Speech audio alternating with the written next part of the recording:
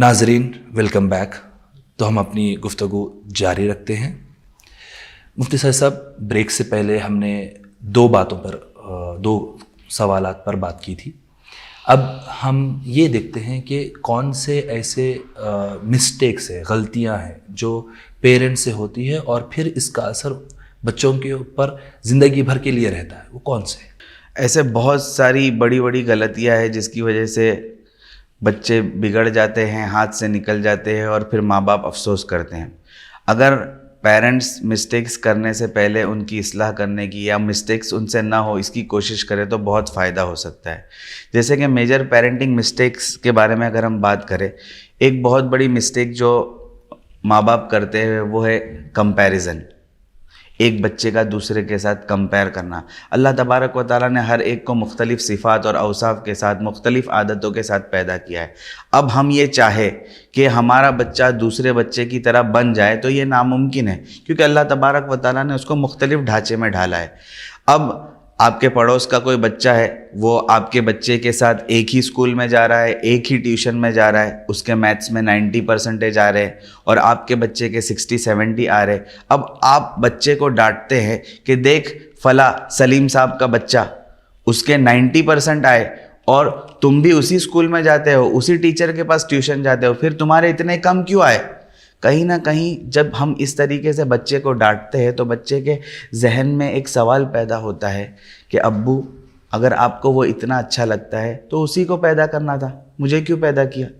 इस तरीके से सवालात उसके जहन में आते हैं, लेकिन वो अपनी ज़बान में उसको इजहार नहीं कर सकता है। होता यही है, जैसे कि आप बड़ों के साथ भी ये होता है। हमें इसका ख्याल, जैसे मिसाल के तौर पर, मिजाहिया तौर पर हम कभी कहते हैं आपके पड़ोस में से बाजू वाले सलीम साहब की बीवी ने बिरयानी बनाकर भेजी और आपके दस्तरखान पर जब वो बिरयानी आई, आप उंगलियां चाट कर खाने लगे और चाटते चाटते आपने अपनी बेगम से कहा, वाह सलीम साहब की बेगम ने क्या बिरयानी बनाई है। तो कहीं ना कहीं आपकी बीवी कह भी देगी, उसके पास तो ज़बान है, कि लाना था ना फिर सलीम साहब की बीवी को, मुझे क्यों लाए। तो ये कंपैरिजन हम अडल्ट्स को भी इफ़ेक्ट करता है, लेकिन हम जो है बच्चों को जब डांटते हैं और कंपेयर करते हैं तो इसको हम गौर नहीं करते। ये एक पेरेंटिंग मिस्टेक है। दूसरा, अगर हम कहें इंटरनल फाइट्स, माँ बाप बच्चों के सामने लड़ते हैं तो उनका ये लड़ना और लड़ने में कभी कभी नाशाइस्ता ज़बान का इस्तेमाल करना, ये बच्चों के ऊपर बहुत ज़्यादा इफ़ेक्ट करता है। एक पेरेंटिंग मिस्टेक है इंस्टेंट ग्रेटिफिकेशन। बच्चे ने कोई चीज़ मांगी और आपने फ़ौरन दे दी, कोई चीज़ मांगी फ़ौरन दे दी। इसमें होता ये है कि आप बच्चे को किसी चीज़ को हासिल करने का आसानी से सोर्स बन जाते हैं और बच्चा ये समझता है कि मुझे फिर दुनिया में कोई भी चीज़ चाहिए तो वो आसानी से मिल जाती है। और एक ज़माना जब आएगा जब उसे चीज़ें आसानी से नहीं मिलेगी और उसको चीज़ों को हासिल करने के लिए मेहनत और मशक्क़त करनी पड़ेगी, तब उसे बहुत तकलीफ़ होगी। इसीलिए इसमें एक 80-20 रूल कहते हैं कि बच्चा जब 100 मरतबा कोई चीज़ मांगे तो 80 मरतबा मना करिए और 20 मरतबा सिर्फ उसको दीजिए, तो इसकी वजह से ये आदत उसकी कम हो जाएगी। दूसरी एक बहुत अहम चीज़ जो बच्चों के ताल्लुक़ से है और बच्चों के बारे में एक बड़ा पेरेंटिंग मिस्टेक है, वो ये है कि फॉर एग्ज़ाम्पल हम बच्चों के साथ कभी कोई गेम खेलते हैं और गेम खेलते वक्त हमें इस बात का एहसास होता है कि हम बड़े होने की वजह से जीत जाएंगे वो गेम, तो हम जानबूझ के गेम में बच्चे से हार जाते हैं। ये कभी मत करिए। अगर आप बच्चे से खेलते वक्त हार गए तो बच्चे को जीतने की हैबिट हो जाएगी और फेलियर का डर उसके दिल में पैदा हो जाएगा। बच्चे को फेल होना और हारना भी सिखाइए। अभी तो आपकी वालिहाना शफकत जो है, माँ बाप की शफकत बच्चे के साथ लगी हुई है, इसलिए आप हार गए। कल जब वो दुनिया वालों का सामना करेगा तो उनके साथ उनकी शफकत आपके बच्चे के साथ नहीं है, दुनिया वाले हराएंगे। और अभी से आपने अगर उसको हारने की प्रैक्टिस नहीं करवाई तो कल वो दुनिया वालों के सामने हार कर टूट जाएगा। तो ये कुछ मेजर पेरेंटिंग मिस्टेक्स है। इसके अलावा भी कुछ मिस्टेक्स है, लेकिन ये है जैसे कि बच्चों की कंप्लेन करना, बच्चे की कंप्लेन किसी के सामने करना और किसी की कंप्लेन बच्चे के सामने करना, दोनों चीज़ें बहुत ज़्यादा मुज़िर है। आप किसी टीचर के बारे में बच्चे के सामने कहते कि वो तो बराबर पढ़ाती ही नहीं है, उस टीचर का अदब बच्चे के दिमाग से निकल जाएगा। या आपने बच्चे की ایکسکیوزز، اس کی غلطیاں لوگوں کے سامنے بیان کرنا شروع کر دی کہ تمہارا بچہ تو بہت اچھا ہے، میرا بچہ تو کچھ کرتا ہی نہیں ہے، بالکل نکما ہے. بچے کی کمپلین کسی کے سامنے مت کریے اور کسی کی کمپلین بچے کے سامنے مت کریے. تو یہ ایسی کچھ پیرنٹنگ مسٹیکس ہے جو ہوتی بہت چھوٹی چھوٹی ہے، لیکن اگر ہم اس کا خیال نہیں رکھتے ہیں تو بہت بڑا بلنڈر ہو جاتا ہے. اور ایک ایگزامپل میں آپ کو دینا چاہوں گا. جیسے کہ اگر ہم جوائنٹ فیملی میں رہتے ہیں اور جوائنٹ فیملی میں رہتے ہوئے آپ کو پتہ ہے کہ کبھی کبھی چاچا تایا اور سب لوگ ساتھ میں رہتے ہیں، اور شام میں کوئی باپ گھر پہ آتا ہے چاکلیٹس اپنی تھیلیوں میں چھپا کر اور پھر سیدھا اپنے روم میں جاتا ہے اور جا کر پھر بچے کو چاکلیٹ دیتا ہے اور کہتا ہے کہ کسی کو بتانا مت، یہیں پر کھا لے. تو یہ ہیبٹ جو ہے کسی کو نہیں بتانے کی اور چھپا کر کوئی کام کرنے کی، یہ آپ نے بچوں کے اندر پہلے ڈیولپ کی اور پھر وہ بہت سارے کام چوری چھپے کر لیتا ہے. تو ایسی بہت ساری چیزیں ہیں جس کا ہمیں خیال رکھنا چاہیے تاکہ ہمارے بچے ہماری مسٹیکس کی وجہ سے آگے سفر نہ کریں.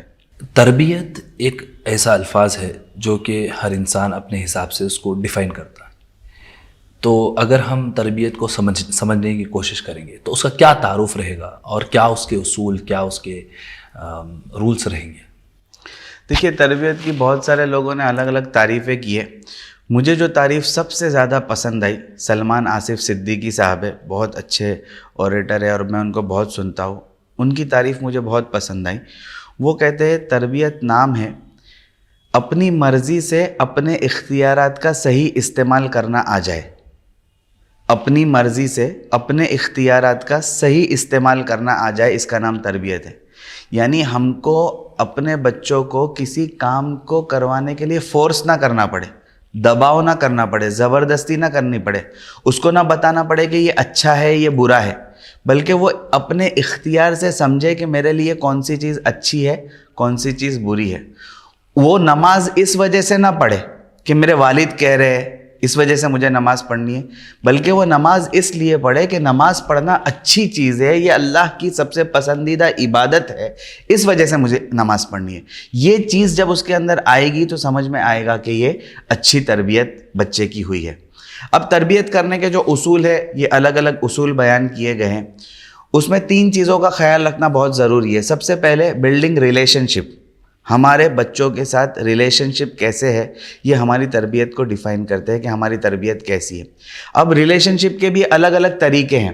سب سے پہلے جو ریلیشن شپ جو ہے اس کو صرف کہتے ہیں کہ کیجول ریلیشن شپ، جس میں ہم ڈسکشن کرتے ہیں صرف بچوں کے ساتھ اور بات کرتے ہیں، جس میں بچہ یہ سمجھتا ہے کہ میں اپنے پیرنٹس کے ساتھ ڈسکشن کرنے میں فری ہوں. دوسرا ریلیشن شپ کا جو درجہ ہے جس میں بچہ اپنے پرابلمس بھی پیرنٹس کے ساتھ ڈسکس کرتا ہے، صرف بات چیت نہیں کرتا ہے، اپنے پرابلمس بھی ڈسکس کرتا ہے، یہ دوسرے درجے کی ریلیشن شپ ہے. اور تیسرا درجہ جس کو بانڈنگ کہتے ہیں، جس میں ہوتا ہے ارج آف ٹوگیدرنس، یعنی بچہ اپنے ماں باپ کے ساتھ رہنا چاہے، بچہ ماں باپ سے جدا ہونے کو تکلیف دہ ظلم سمجھے کہ یہ بہت تکلیف دہ چیز ہے، میں اپنے ماں باپ سے، تو یہ ارج آف ٹوگیدرنس ہے، یہ تیسرے درجے کا ہے. اور اللہ کے رسول صلی اللہ علیہ وسلم کی سیرت میں یہ تمام چیزیں مل جاتی ہے کہ صحابہ کے ساتھ آپ کا ریلیشن کیسا تھا. دوسری چیز جو تربیت میں بہت زیادہ ایفیکٹ کرتی ہے وہ ہے سیلف اکاؤنٹیبلٹی. ہم خود احتسابی کرنا بچوں کو سکھائیں. خود احتسابی کیسے کریں گے؟ بچہ اپنے آپ کو کڑے سوالات کرے. جیسے کہ انسان کے لیے، بڑے لوگوں کے لیے بھی یہ ضروری ہے کہ ہم اپنی خود احتسابی کیسے کرتے ہیں کہ ہم اپنے آپ کو سخت سے سخت سوال کریں جو کوئی دوسرا نہیں کر سکتا ہے. مثال کے طور پر سیرت میں آپ نے دیکھا ہوگا حضرت حنظلہ کا واقعہ ہے کہ حنظلہ منافق ہو گیا. حنظلہ منافق ہو گیا، بہت سخت سوال ہے اپنے آپ. اچھا، کوئی دوسرا حنظلہ کو یہ نہیں کہہ سکتا ہے کہ حنظلہ منافق ہو. حنظلہ اپنے آپ سے سوال کر رہا ہے کہ کیا حنظلہ منافق ہو گیا؟ اللہ کے رسول کی مجلس میں بیٹھتا ہے تو جنت اور جہنم کا تصور اس کے سامنے آتا ہے، گھر والوں کے پاس جاتا ہے تو وہ سب کچھ بھول جاتا ہے. تو کیا یہ نفاق ہے؟ نہیں. یہ کڑے سوالات، بچہ یہ سمجھے کہ بھائی میں نے کہیں اپنے ٹیچرز کے ادب میں کوئی کوتاہی کی، میں نے صحیح طور پر ان کا رسپیکٹ نہیں کیا. بچہ یہ سمجھے کہ میں نے ماں باپ کے ساتھ کوئی غلط کام کیا، ماں باپ کو جھوٹ کہا جو کرنا. تو یہ کڑے سوالات، سیلف اکاؤنٹیبلٹی جب اس کے اندر آتی ہے، بچے کے اندر جب آتی ہے، تو اس کو کہتے ہیں کہ بچے کی صحیح تربیت ہو رہی ہے. اور تیسری چیز ہے ریفلیکٹیو کنورزیشن.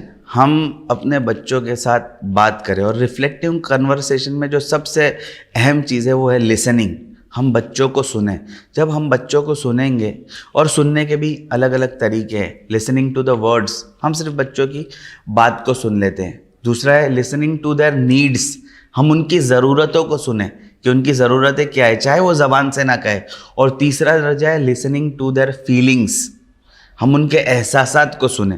جب ریفلیکٹیو کنورزیشن اسی طریقے سے ہوگا کہ ہم ان کو سن رہے ہیں اور وہ ہم کو سن رہے ہیں, تب یہ تربیت کے لیے بہت ہی بنیادی اصول ہے. اور دیکھیے مسئلہ یہ ہوتا ہے کہ ہم سمجھتے ہیں کنٹرول کرنا تربیت ہے. کنٹرولنگ از ناٹ تربیت. ہم سمجھتے ہیں کہ ہم ریگولر مانیٹرنگ کرتے رہے کہ ہمارا بچہ کیا کرتا ہے, اٹھتا ہے, کیسے بیٹھتا ہے. ریگولر مانیٹرنگ کرنا یہ تربیت نہیں ہے.